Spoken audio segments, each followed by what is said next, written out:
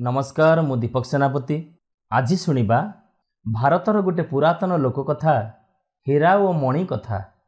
परिवेशन परशुराम बेहेरा।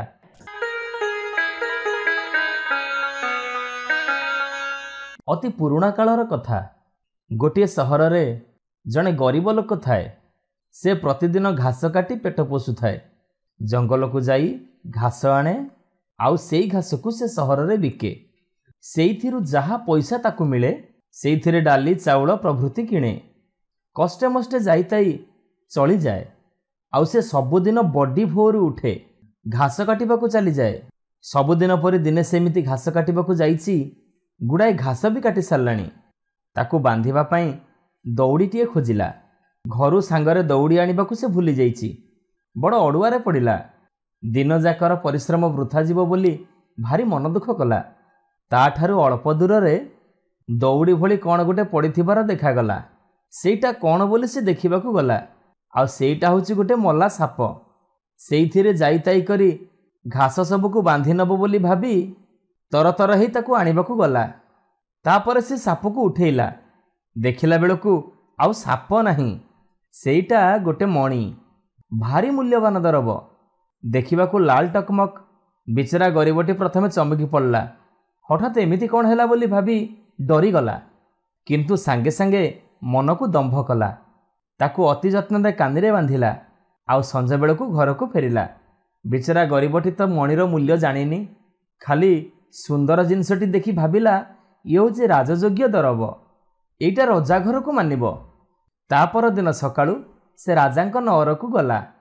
आ राजांकू से मणिटी को भेटिदेला। राजा एमितिका अपूर्व दामिका जिनिस पाई भारी खुशी हेले। आउ से गरीबटी को अनेक धन रत्न देले। तार सेई धन रे दिहक सुखरे कटिगला। ताकू आउ घास काटिबाकू पड़िलानी। राजा से मणिटी को नहीं अंदर महल को गले। मणिटी को तांको पाटराणी को देले। राणी भी बहुत खुशी हेले। बड़ आश्चर्यर कथा। राणी से मणिटी को देखु देखु एक सुंदर पिलाटीए हो गला। सते जेमिति एई लागे जन्म होईची। राणी कोଳରେ तो पिलापाती किछि नथिले। आउ सेई पिलाटी को राणी बहुत जत्न रे पालिले। गेल बसर रे बढ़ेइले। मणिरु से पुओ हेइथिबारु ता ना देले मणि। दिनकु दिन मणि रूपरे गुणरे बढ़िबाकू लागिला। से जेतिकी जेतिकी बढ़िला सेतिकी सेतिकी तार उत्तम लक्षण मान ओ राजकला फुटी उठिला। जेतेबेले मणि को 8 वर्ष हैला राजा ताको पाठ पढ़ाइबाकू छाड़िले।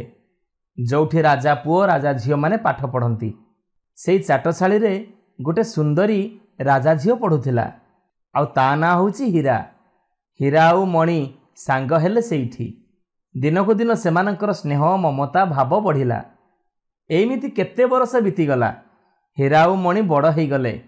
बयस बढ़िबा सांगे सांगे सेमानंकर स्नेह भाव भी बढ़िला। हीरा आउ मणिकर ए स्नेह भाव कथा राजांक कानरे पड़िला। राजा हीरा सांगरे कौनसी भाव न रखिबा पई मणि को आदेश देले। या भितरे हीरार पाठपढ़ा सरीगला। आउ सी ता घर को चलीगला। जड़े क्षमताशाली बड़ राजांक सांगरे हीरार विवाह प्रस्ताव उठिला। से राजा किंतु बयस रे बुढ़ा। बाहाघर आउ अल्प दिन थाए। हीरार ए प्रकार विवाह प्रस्ताव कथा मणि शुणी पारिला। एइथिरे से भारी दुख कला। दिने से नगररू रातिरे लुचिकी पळेइला। घोड़ाशाल को जाई गोटे उत्तम घोड़ा बाछि आनिला। सेइथिरे चढ़ी से हीरार बापांक राइज को गला। आउ सेई दिन हीरा विवाह निर्बंध थाए। राजकुमारी हीरा जेतेबेले नगररू बाहरिला बहुत लोक बेशभूषा हेई बाजा बजेई ता सांगरे बाहरिले। राजा पुओ सेई सहरर गोटे गली रे लुचि रहिला। हीरार दल सेई बाट देई आसिले। हीरा मणि को सेठी देखि पारला। आउ आशा कला निश्चय से बुढ़ा बर कबलरू रक्षा पाइब। सुविधा देखि मणि हीरा कान कौन फुसफुस करी कहीदेला। तापर से पुणी कुआड़े लुचिगला। कन्या यात्री दल जाई आउ गोटे छक जगार पहुँचिले। सेठी नाना प्रकार साजसजा होइथिला। बाण रोषणी गाण बजाण भी चली थाए। कन्या यात्री माने ए सबु देखाशुणार एणे तेणे हेले। एही समय हीरा मारिला चंपट जाई मणि पाखरे हाजर हैला। मणि ठीक निज पोशाक परी आउ साजे पोशाक रखिथिला। हीरा को ता चटापट पिंधेई देला। ହୀରା को आउ नारी बोली चिन्हिबा सहज हेलानी। हୀरा आउ मणि दिहे जाक जाँला भाई परी दिसिले। दुईटी घोड़ारे चढ़ी दी जण जाक सेठारु चलीगले।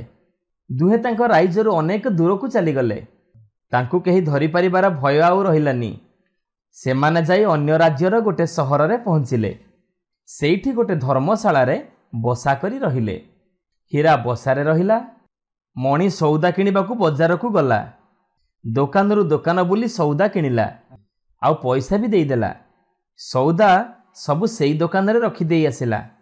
आउ से दोकानी को कहिला, भाई मु फेरिला बेले मो सौदा मु नहीं जीवी। केतेक दोकान रे सौदा पाई बइना भी देई गला। बजार शेष को गोटे पान दोकान थिला। से दोकान रो मालिक जने मालियाणी। से अनेक मंत्र जंत्र जाने। मणि ताकू किछि पान दबाकू कहिला। मालियाणी ताकू बहुत आदर कला आउ दोकान भितर को डाकिला। मणि ता दोकान भितर को गला। आउ सेठी से मालियाणी मणि को ता मंत्र बल रे गोटे छेली करिदेला। तेणे हୀरा धर्मशाला रे मणि को नहीं बसी थाए। बेलुकु बेल उछुर अधिका हैला। शेष को हୀरा मणि को खोजिबा पाई बजार को गला। हୀरा भी तो सेमिति पुरुष पोशाक पिंधि थाए। से बजार को गला मात्रे दोकानी सबु तांको सौदा नहीं जीवाकू कहिले। दोकानी मानकर धारणा जे एई होउची सेई मणि जे सौदा किणी रखी देई जाइथिला आउ कहि जाइथिला मु फेरिला बेले नहीं जीवी। एबे हୀरा कहिला मु आउ टिके परे आसी नहीं जीवी। शेषरे हୀरा जाई पहुंचिला सेई माल्याणीर पान दोकान पाखरे। आउ पान दोकानी ताकू किछि जाचिलानी। हୀरा जानी पारला जे मणि एइठी कोउठी अटकिछि। एहा परे माल्याणी ताकू दोकान भितर को जीवा पई डाकिला। ए कथा देखि हୀरार भारी संदेह हैला। निश्चय एई लोकटी एमिति दोकान भितर को डाकी मणि की कोठी लुचेई रखिछि बोली से भाबिला। हୀरा आउ ता कथा न सुनी आउ गोटे बजार को गला। गोटे जगार देखिला जे गोटे बुढ़ी खजा मिठेई तैयारी करुछि आउ बिकल हेई कांदुछि। हୀरा ताकू जाई पचारिला, माँ खजा मिठेई तो तैयारी करुछ हेले कांदुछ काईकी? बुढ़ी कहिला, कौन कहबी रे बाप, मो दुख कहिले न सरे। आम रजांकर गोटे झील अच्छी। सी जहा हाथ धरुची सी मरी जाउची। ताकू जणे लेखाए नीति विवाह होचंती। आज मो पुअर पाली पड़ीची। सी बाहा हबाकू जीव। सेइथिपाई मु खजा तैयारी करुची। ए कथा सुनी हীरा कहिला, तमे कांदनी माँ, तमे तुनी हुओ आउ थय धर। तम पुओ बदल रे आज मु जीवी। से अलक्षणी को बाहा हेबी। देलु माँ, से मिठेई रु आगे मु पेटे खाए। बुढ़ी ता पुओ बदल रे आउ जण को पाई बहुत खुशी हैला। हীरा को खजा खाइबा को देला। खाई सारी हীरा नौर आड़े गला। राजांक लोक माने हীरा को राजा झीओं पाखकू नहीं गले। राजा झीओ अन्य युवक मानकू जेमिति आदर करुथिला हীरा को भी सेमती आदर करिनेला। हীरा को खाइबा को दिया हैला। पुरोहित आसिले। राजा झीओ सहित हীरार हाथ गंठी पड़िला। दुहे तांको शोइबा घर को गले। राजा झीओटी अति धीरा आउ निरीहा। मात्र से शोइबा घरे पहुँचीबा क्षणी बड़ उग्र रूप धारण कला। ता मुंडरू बेणी फिटी गला। जलंता कोइला परी दीटा आखि तार जली उठिला। आउ से भूई रे गड़ीबाकू लागिला। पाटितुंड करी घर कंपेई देला। एईपरी किछि समय चलिबा परे से राजकन्यार चेता हजिगला। अचेत ही चित्काते तले पड़ीगला। आउ ता बाँ जंघरू गोटे कला नागसाप बाहरिला। फँ फँ गर्जन करी हୀरा आड़ को मुहेइला। सापर विराट फणा आउ लह लह जीभ देखिले जीए नाही सीए डरीजीव। किंतु ढेर दंभ आउ धैर्य धरी परिस्थिति को संभाळिबा पई हୀरा प्रस्तुत रहिला। सापटा ताकू कामुड़ीबाकू धाइला। हୀरा बड़ चतुरतार सहित तरबारी बाहर करी सापको दी खंड करदेला। अचेत ही पड़िथिबा राजा झीओर सेबारे लागिगला। आउ बहुत चेष्टा करी ता चेता फेरई आनिला। से सुस्थ बोध कला। सकाळ हेला। सहर तमाम हुरी पड़ीगला जे राजा झीओ देहरे सवार हेइतिबा साप काली रातिरे मरीची। ताकू हୀरा नामरे युवक मारी पारिची। ए घटना रे राजांकर आनंदर सीमा रहिलानी। से हীरा को डकई नेले। जहा मागिबू देवी बोली राजा घोषणा कले। हୀरा कहिला, मते जदि बर देबाकू इच्छा करुचंती तेबे आपणक राज्य आउ राजसिंहासन मते गोटिए दिन पई दियंतु। मु गोटिए दिन पई शासन करिबी। ହୀରା କଥାରେ ରାଜା ରାଜି ହୋଇଗଲେ। ହୀରାକୁ ରାଜମୁକୁଟ ପିନ୍ଧେଇ ରାଜସିଂହାସନରେ ବସେଇଲେ। ପାତ୍ର ମନ୍ତ୍ରୀ ସମସ୍ତଙ୍କୁ ତାଙ୍କ ହୁକୁମ ପାଳିବାକୁ ଆଦେଶ ଦେଲେ। ହୀରା ରାଜଗାଦିରେ ବସିଲା। ସହରରେ ଡେଙ୍ଗୁରା ଦେବାକୁ ଆଦେଶ ଦେଲା ଯେ ସମସ୍ତ ସହରବାସୀ, କି ବୁଢ଼ା ପିଲା, କି ସ୍ତ୍ରୀ, କି ପୁରୁଷ, ସମସ୍ତେ ଆସି ରାଜାଙ୍କୁ ସାକ୍ଷାତ କରନ୍ତୁ। ସାକ୍ଷାତ ପାଇଁ ଆସିଲା ବେଳେ ସାଙ୍ଗରେ ତାଙ୍କର ଗାଈ ଗୋରୁ, ଛେଳି ମେଣ୍ଢା, ପଶୁପକ୍ଷୀ ସମସ୍ତଙ୍କୁ ଆଣିବେ। ଡେଙ୍ଗୁରା ବାଜିଲା। ସହର ଲୋକେ ସେଇ ଲାଗେ ନଅରକୁ ଆସିଲେ। ତାଙ୍କ ପୋଷା ଜୀବଜନ୍ତୁ, ପଶୁପକ୍ଷୀ ସମସ୍ତଙ୍କୁ ସାଙ୍ଗରେ ଆଣିଲେ। ସମସ୍ତେ ରାଜାଙ୍କ ପାଖରେ ଠୁଳ ହେଲେ। ସହରବାସୀଙ୍କ ନାମ ତାଲିକା ଧରାଗଲା। ଦେଖାଗଲା ଯେ ସମସ୍ତ ସହରବାସୀ ଆସିଛନ୍ତି। ଆସିନି କେବଳ ସେଇ ପାନ ବିକାଳି ମାଲିଆଣୀ। ରାଜାଙ୍କ ଲୋକ ଗଲେ। ମାଲିଆଣୀକୁ ତା ଛେଳି ସହ ଧରି ଆଣିଲେ। ହୀରା ଆଗରେ ତାକୁ ହାଜର କଲେ। ଛେଳିଟି ହୀରାକୁ ଦେଖିବା ମାତ୍ରେ ତା ପାଖକୁ ଦୌଡ଼ି ଆସିଲା। ଆନନ୍ଦରେ ଡେଇଁଲା। ଲାଞ୍ଜ ହଲେଇ ହଲେଇ ତାରି ଚାରିପଟରେ ବୁଲିଲା। ହୀରା ଜାଣିପାରିଲା ଯେ ଏଇ ହେଉଛି ନିଶ୍ଚୟ ମଣି, ଆଉ ଏ ମାଲିଆଣୀ ତାକୁ ଛେଳି କରି ରଖିଛି। ହୀରା ମାଲିଆଣୀ ଠାରୁ ଛେଳିକୁ କିଣିବାକୁ ଚାହିଁଲା, ହେଲେ ମାଲିଆଣୀ ତାକୁ ବିକିବାକୁ ମନା କଲା। କହିଲା, ହଜୁର ମୋତେ କ୍ଷମା କରନ୍ତୁ, ସେ ଛେଳିଟିକୁ ମୁଁ କାଳୀଙ୍କ ପାଖରେ ବଳି ଦେବାକୁ ମାନସିକ କରିଛି। ଆସନ୍ତା ଅମାବାସ୍ୟା ଦିନ ତାକୁ ମୁଁ କାଳୀଙ୍କ ପାଖରେ ବଳି ପକେଇବି। ଏମିତିକା ଗୋଟେ ଧର୍ମ କାର୍ଯ୍ୟରେ ଆପଣ ମୋତେ ବାଧା ଦିଅନ୍ତୁନି ହଜୁର। ଏ କଥା ଶୁଣିବା ମାତ୍ରେ ହୀରା ତାକୁ ବନ୍ଦୀ କରିବା ପାଇଁ ଆଦେଶ ଦେଲା। ସିପାହୀମାନେ ତାକୁ ବନ୍ଦୀ କରିବାକୁ ଆଗେଇ ଆସିବାରୁ ମାଲିଆଣୀ ବିକଳ ହେଇ କାନ୍ଦି କାନ୍ଦି ହୀରାର ଗୋଡ଼ ତଳେ ପଡ଼ିଗଲା। ହୀରା ଆଦେଶ ଦେଲା, ଗୋଟିଏ ମଣିଷକୁ ତୁ ଛେଳି କରି ରଖିଛୁ, ଶୀଘ୍ର ତାକୁ ତା ପୂର୍ବ ରୂପ ଫେରେଇ ଦେ, ନହେଲେ ଏବେ ତୋତେ ଶୂଳୀରେ ବସେଇ ଦେବି। ଏ କଥା ଶୁଣି ମାଲିଆଣୀର ଆଉ କିଛି ଚାରା ନଥିଲା। ସେ ବାଧ୍ୟ ହେଇ ଧୂଳି ମନ୍ତୁରେଇ ଛେଳି ଉପରେ ପକେଇଦେଲା। ଆଉ ଛେଳିଟା ସାଙ୍ଗେ ସାଙ୍ଗେ ଗୋଟେ ମଣିଷ ପାଲଟିଗଲା। ଆଉ ସେଇ ମଣିଷ ହେଉଛି ରାଜା ପୁଅ ମଣି। ଏହାପରେ ହୀରା ରାଜାଙ୍କୁ ତାଙ୍କ ସିଂହାସନ ସମର୍ପି ଦେଇ ନିଜର ପରିଚୟ ଦେଲା। ହୀରା ତାର ପୁରୁଷ ବେଶ ଛାଡ଼ି ଏବେ ନିଜ ନାରୀ ବେଶ ଧରିଲା। ଆଉ ଏଇ ମଣି ତାର ସ୍ୱାମୀ ବୋଲି ସମସ୍ତଙ୍କ ଆଗରେ ପରିଚୟ ଦେଲା। ତାପରେ ସେ ନଅରର ଅନ୍ଦର ମହଲକୁ ଗଲା। ସେଠାରେ ରାଜା ଝିଅ ତା ସ୍ୱାମୀ ହୀରା ଜଣେ ପୁରୁଷ ନୁହେଁ ବୋଲି ସେ ଜାଣିଲା। ଏଇଥିରେ ସେ ବଡ଼ ମର୍ମାହତ ହେଲା। ଆଉ ହୀରା ଏ କଥାର ତୁରନ୍ତ ସମାଧାନ ବି କରିଦେଲା। ରାଜା ଝିଅ ମଣିକୁ ବାହା ହେଲା। ଏଇଥିରେ ରାଜା ଖୁସି ହେଇ ମଣିକୁ ତାଙ୍କ ରାଜଗାଦି ସମର୍ପି ଦେଲେ। ଏବେ ମଣି ହୀରା ଆଉ ରାଜକନ୍ୟା ଦୁଇ ସ୍ତ୍ରୀଙ୍କୁ ନେଇ ସୁଖରେ ରାଇଜ ପାଳିଲା। ନମସ୍କାର, ମୁଁ ଦୀପକ ସେନାପତି। ଆଜି ଶୁଣିବା ଗୋଟେ ପ୍ରାଚୀନ କାହାଣୀ, ଯେଣେ ଯିବୁ ତେଣେ ଯା, କର୍ମ ଘେନି ବୁଲୁଥା। ପରିବେଷଣ ପରଶୁରାମ ବେହେରା।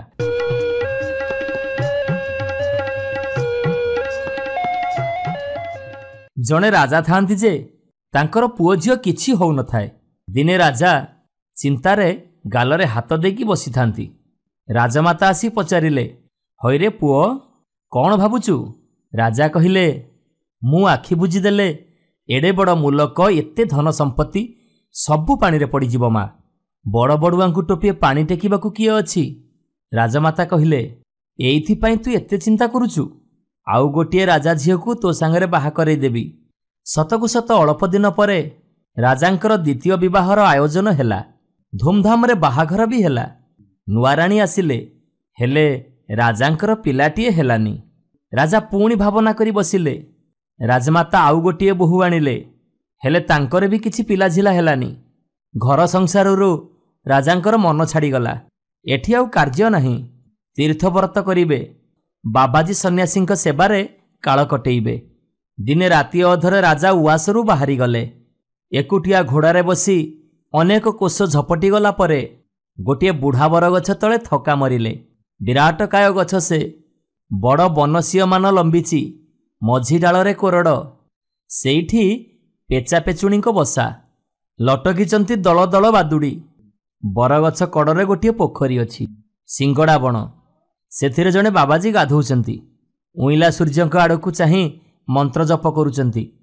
ମୁଣ୍ଡରେ ତାଙ୍କର ଲମ୍ବା ଲମ୍ବା ଜଟା, ମୁହଁରେ ଲମ୍ବା ଲମ୍ବା ଦାଢ଼ି। ମନ୍ତ୍ର ଜପି ସାରି ବାବାଜୀ ତୁଠକୁ ଆସିଲେ। ରାଜା ତାଙ୍କ ଆଗକୁ ଯାଇ ତାଙ୍କ ପାଦ ତଳେ ଲମ୍ବ ହେଇ ପଡ଼ିଗଲେ। ବାବାଜୀ କହିଲେ, କିରେ ବାଇଆ, କ'ଣ କୁଆଡ଼େ ଆସିଲୁ? ରାଜା କହିଲେ, କୋଉ କଥା ତମକୁ ଅଜଣା ବାବା? ମୋତେ ପୁଣି କହିବାକୁ ପଡ଼ିବ? ବାବାଜୀ ଆଖି ବୁଜି ଟିକେ ରହିଯାଇ କହିଲେ, ବୁଝିଲି, ତୋ ମନସ୍କାମନା ପୂର୍ଣ୍ଣ ହେବ। ମୁଁ ଯାହା ମାଗିବି ତୁ ମୋତେ ଦେଇପାରିବୁ? ରାଜା କହିଲେ, ରାଜ୍ୟରୁ ଅଧେ କହିଲେ ଦେବି। ହୀରା, ଲୀଳା, ମୋତି, ମାଣିକ, ମୋ ଭଣ୍ଡାରରେ ଯାହା ଅଛି ସବୁ ଆଣି ଆପଣଙ୍କ ପାଦ ତଳେ ଅଜାଡ଼ି ଦେବି। ହାତୀ, ଘୋଡ଼ା, ଦୁଆଳିଆ ଗାଈ ଯାହା ଚାହିଁବ ସବୁ ଆଣି ଆପଣଙ୍କୁ ଦେବି। ବାବାଜୀ କହିଲେ, ଆରେ ନା ନା ନା, ଆମେ ବାବାଜୀ ଲୋକ, ଆମର ଏ ଧନ ସମ୍ପତ୍ତି, ହାତୀ, ଘୋଡ଼ା, ଦୁଆଳିଆ ଗାଈରେ କ'ଣ ପ୍ରୟୋଜନ? ଆମେ ତ ସଂସାର ଛାଡ଼ିକି ଆସିଛୁ, ପୁଣି କାହିଁକି ଏ ମାୟାରେ ପଶିବୁ? କଥା କ'ଣ କି, ତୋର 3ଟି ପୁଅ ହବ, 2ଟିକି ତୁ ରଖିବୁ, ଆଉ ଗୋଟିଏ ପୁଅ ତୁ ମୋତେ ଦେବୁ। ରଜା ଶଙ୍ଖରେ ପାଣି ଟେକିଦେଲେ। 3 ବାର ସତ୍ୟ କରୁଛି ବାବା, ଏ କଥା କେବେ ଅନ୍ୟଥା ହବନି। ବାବାଜୀ କହିଲେ, ଦକ୍ଷିଣ ଦିଗକୁ ନାକ ସଳଖି ଯିବୁ, 3ଟି ଆମ୍ବ ତୋଟା ପଡ଼ିବ। ମଝି ତୋଟାରେ 3ଟି ଆମ୍ବ ଗଛ ଅଛି। ମଝି ଗଛରେ 3ଟି ଆମ୍ବ ପାଚିଛି। 3ଟି ଯାକ ଆମ୍ବ ତୋଳି ନେଇ 3 ରାଣୀଙ୍କୁ ଦବୁ। ଆମ୍ବ ଖାଇଲେ 3 ରାଣୀଙ୍କର 3ଟି ପୁଅ ହବ। ବାଟରେ କାହା ସାଙ୍ଗରେ କଥାଭାଷା ହବୁନି। ଇଷ୍ଟ ଦେବତାଙ୍କୁ ସ୍ମରଣା କରି ଚାଲିଯା। ରାଜା ସାନ ରାଣୀଙ୍କୁ ଦେଖିପାରନ୍ତିନି। ବଡ଼ ରାଣୀ ଆଉ ମଝିଆ ରାଣୀଙ୍କୁ 2ଟି ଆମ୍ବ ଦେଲେ, ସାନ ରାଣୀଙ୍କୁ ଦେଲେନି। ରାଜମାତାଙ୍କୁ ଦେଲେ। ରାଜମାତା ମନେ ମନେ ବିଚାରିଲେ, 2 ରାଣୀ ତ 2ଟି ଖାଇଲେ, ସାନ ରାଣୀ କାହିଁକି ଖାଇବନି? ସେ କି ପାପ କରିଛି କି? ୟା ବିଚାରି ସେ ଆମ୍ବଟିକୁ ସାନ ରାଣୀଙ୍କୁ ଖାଇବାକୁ ଦେଲେ। ସମୟକ୍ରମେ 3 ରାଣୀଙ୍କର 3 ପୁଅ ହେଲା। ସାନ ରାଣୀଙ୍କର ପୁଅ ହେବା କଥା ରାଜାଙ୍କୁ ଜଣା ନଥାଏ। 5 ବର୍ଷ ପୂରିଲା ବେଳକୁ ରାଜା 2 ପୁଅକୁ ଚାହାଳିକୁ ପଠେଇଲେ। ସାନ ପୁଅ ମଧ୍ୟ ତାଙ୍କ ସାଙ୍ଗରେ ଚାଟଶାଳୀକୁ ଗଲା। ସାନ ହେଉଛି 3 ପୁଅଙ୍କ ମଧ୍ୟରେ ପଢ଼ାରେ ସରସ, କୋଉ ଗୁଣରେ ବାଛିବାକୁ ନଥାଏ। ଏମିତି କେତେ ଦିନ ଗଲା। କୁମାରମାନଙ୍କୁ 12 ବର୍ଷ ହେଲା। ବାବାଜୀ ଆସିଲେ, ରାଜାଙ୍କୁ ଭେଟି କହିଲେ, ରାଜା, ମୋ ପୁଅଟିକୁ ଏବେ ମୋତେ ଦିଅ। ରାଜା କହିଲେ, ପୁଅ ଆଉ କାହିଁ, ଯୋଡ଼ିଏ ତ ହେଲେ, 3ଟି ପୁଅ ହେଇଥିଲେ ତମ ଭାଗ ତମେ ପାଇଥାନ୍ତ। ବାବାଜୀ କହିଲେ, ତମେ ଜାଣିନ, ଏ 2 ଜଣଙ୍କ ବାଦ ତମର ଆଉ ଗୋଟିଏ ପୁଅ ଅଛି, ସାନ ରାଣୀଙ୍କ ପୁଅ। ଏ 3 ଜଣଙ୍କ ଭିତରୁ ମୋ ପୁଅଟିକୁ ମୁଁ ବାଛି ନେବି। 3 ପୁଅ ଯାକ ଆସି ଠିଆ ହେଲେ। ବାବାଜୀ ବଡ଼କୁ ପଚାରିଲେ, କଣ୍ଟା ଝଟା ବାଟେ ଯିବୁ ନା ବାଘ ଭାଲୁ ବାଟେ ଯିବୁ? ବଡ଼ କହିଲା, କଣ୍ଟା ଝଟା ବାଟେ ଯିବି। ସେମିତି ମଝିଆ ପୁଅକୁ ବା ଆଜି ପଚାରିଲେ, ଆରେ ତୁ କଣ୍ଟା ଝଟା ବାଟେ ଯିବୁ ନା ବାଘ ଭାଲୁ ବାଟରେ ଯିବୁ? ମଝିଆ କହିଲା, କଣ୍ଟା ଝଟା ବାଟରେ ଯିବି। ସାନକୁ ସମାନ କଥା ପଚାରିଲେ। ସାନ ପୁଅ ଉତ୍ତର ଦେଲା, ମୁଁ ବାଘ ଭାଲୁ ବାଟରେ ଯିବି। ବାଘ ପିଠିରେ ବସି କୋରଡ଼ା ମାରି ଦୌଡ଼େଇ ଦେବି। ବାବାଜୀ କହିଲେ, ହଁ, ଏଇ ହେଉଛି ମୋ ଲାଖି ପିଲା, ମୁଁ ଏଇଆକୁ ନେବି। ରାଜା କିଛି ବାଧା ଦେଲେନି। ବାବାଜୀ ପିଲାଟିକି ଘେନି ଚାଲିଲା। ସାନ ରାଣୀ କାନ୍ଦି ବୋବେଇ ରହିଲେ। ବାବାଜୀ ରାଜା ପୁଅକୁ ନେଇ ବନସ୍ତକୁ ଗଲା। ସେଇଠି ବାଆଜୀର ଘର। ବାଆଜୀ ରାଜା ପୁଅ ହାତରେ କଞ୍ଚି କାଠି ଦେଇ କହିଲା, ଆରେ ପୁଅ, ତୁ ଏଇଠି ଥା, ମୁଁ ଯାଉଛି, ଏଇନେ ଆସିବି। ଆଉ ମନେ ରଖ, ଏ ସବୁ ଘର ତୁ ଫିଟେଇବୁ, ହେଲେ ଏଇ ଶେଷ ବଖରାକୁ କେବେ ଫିଟେଇବୁନି, ସେଇଠି ବିପଦ ଅଛି। ବାଆଜୀ ଗଲା ପରେ ରାଜା ପୁଅ ବିଚାର କଲା, କ'ଣ ବିପଦ ଅଛି? କାହିଁକି ବାଆଜୀ ଏ ଘର ଫିଟେଇବାକୁ ମନା କଲା? ଯାହା ହବାର ହଉ, ଫିଟେଇକି ଥରେ ଦେଖିବା। ୟା କହି ଶେଷ ବଖରାକୁ ଫିଟେଇ ଦେଲା। ଓଃ, କି ଭୟଙ୍କର! ଗୁଡ଼ାଏ ମଣିଷ ମୁଣ୍ଡ ଟଙ୍ଗା ହେଇଛି। ରକ୍ତ ନାହିଁ କି ମାଉଁସ ନାହିଁ, ଖାଲି ଖପୁରି ଖୋଳପା। ସେମାନେ ରାଜା ପୁଅକୁ ଦେଖି କିରିକିରି ହେଇ ହସି ଉଠିଲେ। ରଜା ପୁଅର ଛାତି ଦାଉଁ ଦାଉଁ ପଡ଼ିଲା। ସେ ଅଚେତ ହେଇ ତଳେ ପଡ଼ିଯାଇନି, ଏତିକି ରକ୍ଷା। ରାଜା ପୁଅ ଛାତି ଦମ୍ଭ କରି ପଚାରିଲା, ତମେ ତ ସବୁ ମଲା ମଣିଷ, ତମେ ହସୁଛ ପୁଣି କେମିତି? ମଲା ମଣିଷକୁ ମୁଁ ଡରେନି। ମୁଣ୍ଡମାନେ କହିଲେ, ଆରେ ତୁ ତ ଆଉ ଘଡ଼ିକ ପରେ ଆମ ପରି ଏମିତି ହସିବୁ। ତୋ ମୁଣ୍ଡ ବି ଏମିତି ଏ ଘରେ ଟଙ୍ଗା ହବ। ତୋ ଭାଗ୍ୟ ମନ୍ଦରେ ତାରି ହାତରେ ପଡ଼ିଗଲୁ, ଆଉ ତୋର ରକ୍ଷା ନାହିଁ। ସେ କାଳୀଙ୍କୁ ପୂଜା କରେ। କାଳୀଙ୍କ ଆଗରେ ଏମିତି କେତେ ମଣିଷଙ୍କୁ ଧରି ଆଣି ବଳି ଦିଏ। ଆଜି ହେଉଛି ତୋ ପାଳି। ଆଜି ତୁ ଏଇଠି ବଳି ପଡ଼ିବୁ। ବାବାଜୀ ଏଇ କ୍ଷଣି ପୂଜା ଜିନିଷ ନେଇ ଆସିବ। ରାଜା ପୁଅ କହିଲା, ବଞ୍ଚିବାର କ'ଣ କିଛି ଉପାୟ ନାହିଁ? ମୁଣ୍ଡମାନେ କହିଲେ, ଆରେ ସେ ବାବାଜୀ ଆଗରୁ ମାଛିଟିଏ ବି ଖସି ଯାଇପାରିବନି। से बुढ़ी आनी जाल फिंगी धरी आनिब। ता गोड़े कठौ अच्छी, से पाहुंडके कोसे दौड़ी जाई परिबो। तेबे गोटिए उपाय अछि। एबे बाबाजी आसिले तते पाट खदी पिंधेइब, मुंडरे मंदार माल पिंधेइब, कहिब जा कालींक पाखरे मुंडिया मार। तू कहिबू मु होछि राजा पुओ, मु मुंडिया मारी शिखिनी, केमिति मुंडिया मारिबाकू हुए मते टिके शिखेई दियो। बाबाजी जेतेबेले साष्टांग प्रणाम करी देखई दब, सेतिकी बेले तू कालींक हाथरू खंडाटा नेई ता बेकरे चोटे दबू। बाबाजी मल्ला परे आम कथा भूली जिबुनी। आम उपरे मुठाए बाली फोपाड़ी देले आमे सबु जी उठिबू। राजा पुओ ए कथा मने रखिला, आउ पुणी निज जागा को फेरी आसिला। शतकु शत दंडक भितरे बाबाजी कोठू थिला आसिला। कपाଳରେ तार रक्तचंदन, पिंगल जटा दाढ़ी, जेमितिकी से जलंता निया। आसी राजा पुओ को लाल पाट पिंधेइला, रक्तचंदन टीका देला, बेकरे देला सिंदूर आउ गोटे मंदार माला। कालींक पाखकू नहीं जाई कहिला, लंब हेई पड़ी मां को प्रणाम कर। राजा पुओ कहिला, आमे तो राजा पुओ प्रणाम करी जानुना, तमे टिके मां को प्रणाम करी मते देखई दियो। बाबाजी जेमती लंब हेई सोई पड़िला, राजा पुओ सांगे सांगे ता बेकू देला चोटे। सेउठू मुठिए धूली नहीं से मनीष मुंड थिबा घरे पकई देला। समस्ते जी उठिले, किए राजा पुओ, किए साधव पुओ, किए केउ देशर केते रूपर केते रंगर। बाबाजी तांकु सबु आनी बलि देइथिला। समस्ते राजा पुओ को बड़ आदर कले, तापरे जेझा घर को गले। जाऊ जाऊ राजा पुओ गोटे राज्य रे पहुंचिला। से देशर जेमा तीनोटी गार टाणिकी बसछि, जी से गार तीनटा को डेइब से ताकू बाहा हबो। राजा पुओ डेई गला, जेमा को बाहा हला। बहुत यौतुक सांगरे राजा पुओ गोटे बारहा आनिला। तापर से गोटे राज्य रे पहुंचिला। सेठी राजा झियो संकल्प करिछि, जीए एका निश्वास के घोड़ा दौड़ेई ए नईटी को पार ही जीवो, राजा झियो ता बेकरे बरणमाला दब। राजा पुओ पारी ही गला। बहुत यौतुक सांगरे छोटी पाराटीए पाइला। राजा पुओ दी कन्याक यौतुक घेनी निज राज्य रे पहुंचिला। सेतेबेलकू बुढ़ा राजा मलेणी। दी भाई राज्य को भाग बांटी नैचंती। सान भाई पहुंचिलारु ताकू कहिले, तू जदि आज राति पाहिला बेलकू गोटे पोखरी खोली दबू, ताहले तू जाई राज्यरू भाग पाइबू। राजा पुओ भावनारे बसिला। बड़राणी कहिले, चिंता करुच काहींकी, आम साथी रे बारहा अछि परा। बड़राणी राजा पुओ को आश्वासना देई बारहा को डाकी पोखरी खोलिबा कथा कहिला। बारहा सेई क्षणी ता अंश वंश डाकी आनिला। रातिका राति पोखरीटीए खोलई देला। ए कथा देखी दी भाई अकल गुडुम। तापरे दी भाई बाड़ी रे भरणे सोरिष बुणी देई कहिले, जदि काली सकाळू एइतक गोटेई आनिकी दबू, ताहले तू राज्य पाइबू, नहेले ए मुलक तू छाड़िकी चली जीवू। सान राणी छोटी पारा को जाई ए कथा कहिला। छोटी पारा लक्ष लक्ष पारांकू डाकी आनिला। पारा सबुतक सोरिष गोटेई आनी ठूल करदेले। ए कथा देखी दी भाई अकल गुडुम होईगला। आउ मने मने भी भय पाईगले। एमिति असंभव कार्य जी संभव करि पारुची, ता सहित चालाकी खेलिबा आदौ उचित नुह। जहा फलरे आमको हुए तो समुदाय राज्य हरैबाकू पड़िबो। एणु से माने बाध्य होई सान भाई को तार भाग बांटी देले। एबे राजा पुओ निजर भाग पाई दी राणी को घेनी सुखरे राइज पालिला।